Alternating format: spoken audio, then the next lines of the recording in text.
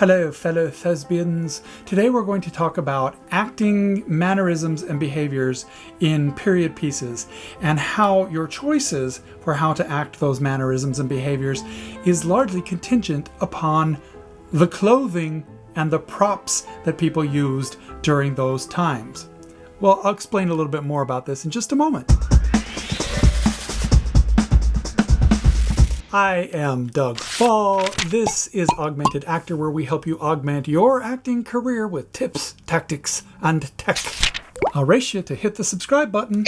There, got it. So let's talk about playing some of those antiquated characters. You know, we're talking about the old-timey stuff from Eugene O'Neill and Shakespeare and Tennessee Williams and stuff from the last century and even centuries before. There were centuries before the last century, by the way. Whenever a lot of actors approach a character from a period piece, say Importance of Being Earnest, they think that the character needs to be prim and proper and stiff and follow all these manners and stuff like that.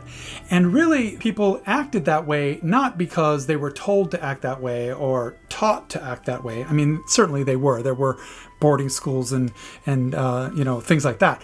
But those mannerisms and behaviors largely came out of the clothing that the actors wore or the props that they had to handle. Now, I'm going to show you a little clip from one of Uta Hagen's master classes where she is teaching her students this very concept.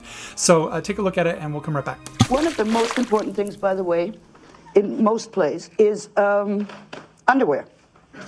Now, you know, when you say,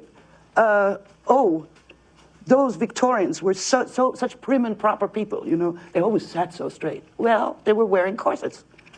And it's very hard if you have stiff staid corsets coming up and holding you up to do this. You can't. So again, it's not a matter of playing style, because that's how they were, but find what it came from.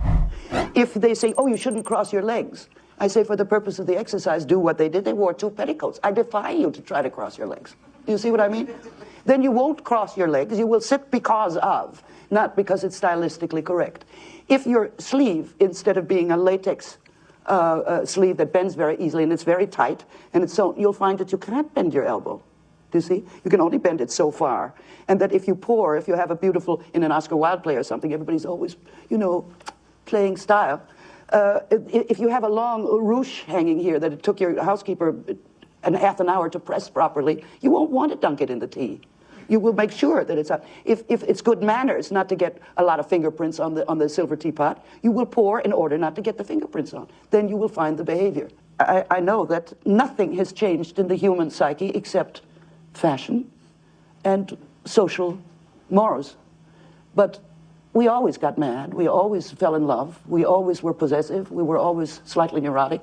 You know, all the things that we think are only us today have always been true for the human being. Now, if you continue on in that video, which I have a link to down below, you will see one of her students actually use her costumes and props very effectively in a period environment. But the interesting thing that Uta Hagen raises there is that, you know, the clothing is what restricts your posture. The corsets and the petticoats that women had to wear force you into a stiff posture. Having the tiny little tea handles on a teacup forces you to lift your pinky up because you don't want to burn your pinky and you don't have anywhere else to put it. So think of your costumes, your props, and your environment as a catalyst. There are restrictions on that character, but those restrictions can key you into how a character will act and behave, and naturally has to act and behave. And my other takeaway from that clip is that people have been people throughout history.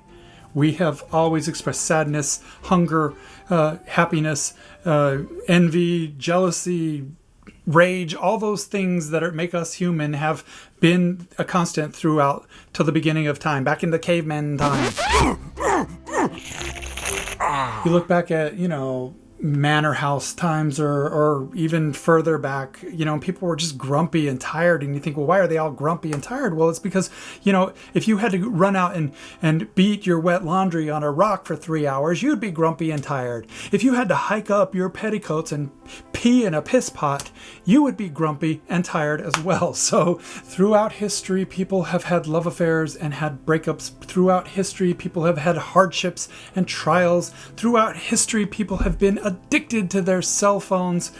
Well, not exactly. But think about it. In the future, maybe 100 years, people will be studying how we behaved as people, and we will think, well, wow, everybody was hunched over. Everybody was focused on their hand. Everybody was blind and had to wear glasses all the time because their eyes were compromised by screens all the time. People are now working from home in their pajamas. Imagine how that's going to change the perception of what a character will be like in a modern piece 100 years from now. Everybody's going to be wearing their pajamas. Okay, I digress a little bit here. So although in older pieces things were taught, you were taught manners and etiquette and things like that, and people handed down tradition from generation to generation, and a lot of those things are adopted by the next generation. But generally speaking, the clothing, the inventions, the environment, the building that you're in, the items that you have around you, all of those play a huge role in how you live. And therefore, as an actor, all those things are very important in how you develop your character, especially their mannerisms, their movements, and their behaviors. So it's important for you, the actor, to know the history of the piece that you're in. You need to know that time period. What hadn't been invented, what modern conveniences that we take advantage of and take for granted were not around then. How did people feed themselves? How did people earn money or make a living? How long did it take people to get ready to go out in society? What was the most important driving factor for a person at that time? What clothes did they wear? Did they wear a corset? Did they wear a suit and tie and 17 layers of tucks everywhere that they went? That would dictate how a character got ready in the morning and how long it took them to get ready for bed at night, and how uncomfortable they were throughout the day. And all those things will play into how you play your character. So when you're in rehearsal for a piece, you want to make sure that you get your costume shoes, your corsets, your skirts, your wigs, your hats, gloves. If you're wearing gloves in a scene, get all of those things, or get some sort of close approximation of those costume items or props as soon as you can in the rehearsal process. It's very important that you have rehearsal props with you when you're working with props, so that you know how to use them, you know how much time it takes to use them, and that you can imbue them with the sensibility that your character has. For instance, if you're working with a hot iron, you can imbue that hot iron with steam rather than actually have it on stage. It's important to collect all those things and to wear those costume pieces and use those props in rehearsal as early and as much as possible, because that will inform your character. Now, if you're auditioning for a role, say you're auditioning for a blue-collar worker, construction worker, say, you want to get yourself dressed in some denim, some Levi's. You want to put some construction boots on, maybe a t-shirt, and maybe dirty yourself up a little bit. That will make you feel like that character. It will put you in their shoes. You want to walk a mile in that character's shoes before you audition.